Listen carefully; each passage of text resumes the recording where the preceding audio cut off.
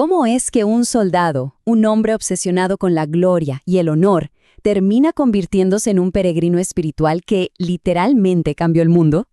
Bueno, esta es la increíble historia de cómo la vida de un hombre se hizo pedazos para luego reconstruirse sobre cimientos completamente nuevos.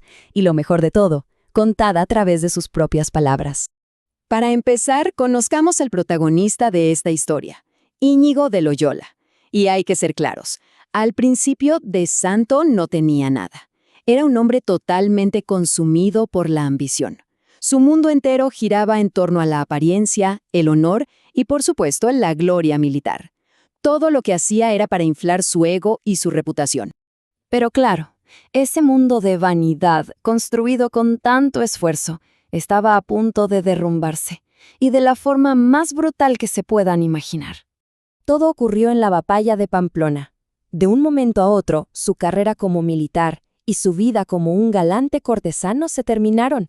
Una bala de cañón no solo le destrozó una pierna y le hirió la otra, sino que hizo añicos la identidad que con tanto cuidado había construido. El soldado honorable ahora no era más que un hombre roto en el campo de batalla. La recuperación fue, sencillamente, una tortura. El propio Íñigo usó una palabra para describir las cirugías que le hicieron: carnicería. Imagínense, los médicos le volvieron a quebrar los huesos y se los reacomodaron, todo sin anestesia. Y a pesar de ese dolor que ni podemos imaginar, él nunca gritó. La única señal de su agonía era cómo apretaba los puños con toda su fuerza. Y aquí es donde vemos la verdadera profundidad de su vanidad. Después de esa primera carnicería, un hueso le quedó sobresaliendo, algo que él consideraba feo. Obsesionado con cómo se veía, exigió una segunda operación, todavía más dolorosa, simplemente, y cito, por su propio gusto. Estaba dispuesto a ser martirizado no por su salud, sino para no verse mal. Increíble.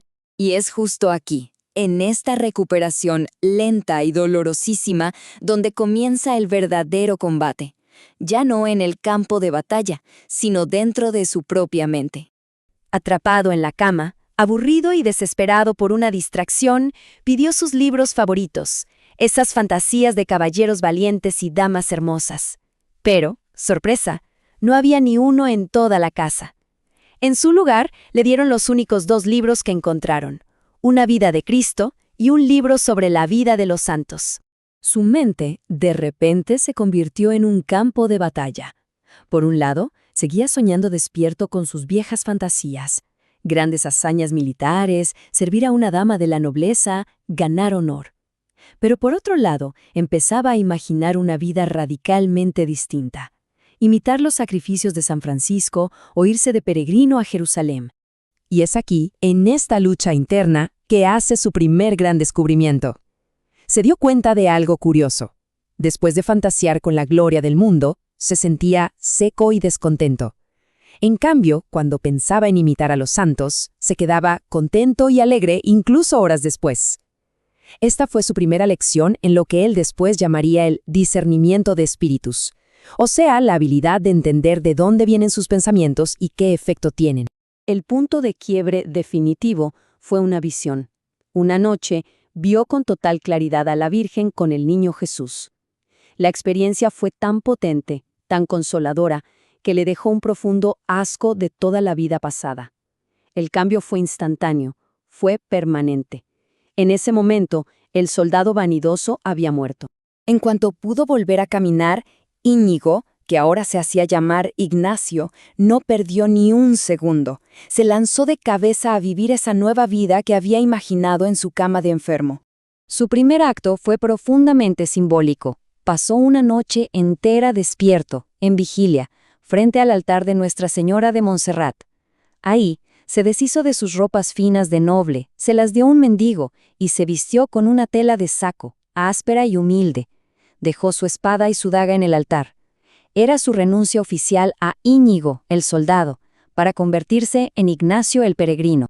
Y su nueva vida fue de una austeridad que hoy nos parecería una locura. En el pueblo de Manresa, mendigaba para comer, ayunaba de forma súper rigurosa y abandonó por completo ese cuidado personal que antes le importaba tanto. Su objetivo era claro: deshacerse de hasta el último rastro de su antiguo yo. Pero ojo, El viejo soldado no había desaparecido del todo. Un día en el camino, se puso a discutir de fe con un moro. Cuando el hombre expresó sus dudas, el antiguo instinto violento de Íñigo resurgió con una fuerza brutal. Sintió un impulso irrefrenable de apuñalarlo por lo que consideraba una blasfemia. Estaba atrapado entre su viejo código de honor y su nueva vocación. ¿Y cuál fue su solución a este dilema? Bueno, una bastante peculiar. Dejó que su mula decidiera. Así como suena, si la mula tomaba el desvío hacia el pueblo del moro, lo buscaría para matarlo. Si seguía por el camino principal, lo dejaría ir. Por suerte para ambos, la mula siguió de frente. Esto nos muestra a un hombre que todavía estaba en plena lucha por entender cómo vivir su nueva fe. Su viaje interno estaba a punto de llegar a su clímax, pero este nuevo nivel de entendimiento le iba a traer un tipo de enemigos completamente nuevo. Cerca de Manresa, sentado a la orilla del río Cardoner, tuvo la experiencia que definió el resto de su vida. Y esto es crucial.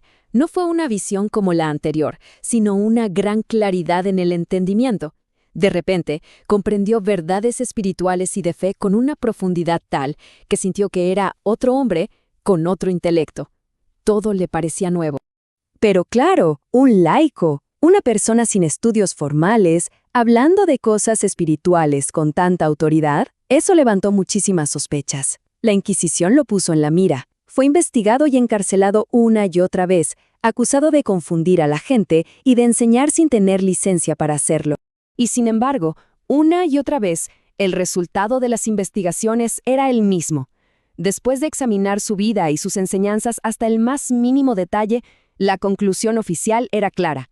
No había ni rastro de herejía en su doctrina. Lo absolvieron de cualquier error teológico. Pero ser absuelto de herejía no significaba ser libre.